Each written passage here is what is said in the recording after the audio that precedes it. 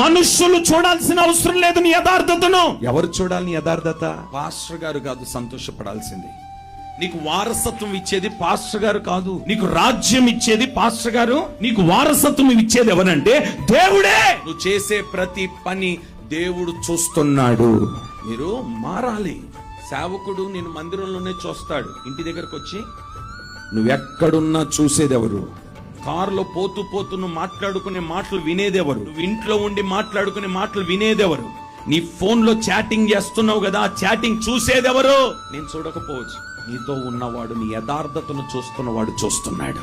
సింహాసనం కావాలని నువ్వు కోరుకుంటే, దేవుడు నిన్ను గణపరచాలని నువ్వు కోరుకుంటే, దేవుడు నిన్ను బలవంతునిగా మార్చాలని నువ్వు కోరుకుంటే, నీలో దేవుడు కోరుతున్న యథార్థతను నువ్వు కనపరుచుకోవాలి. అట్టి యథార్థవంతులుగా మీరు మారుదురుగాక.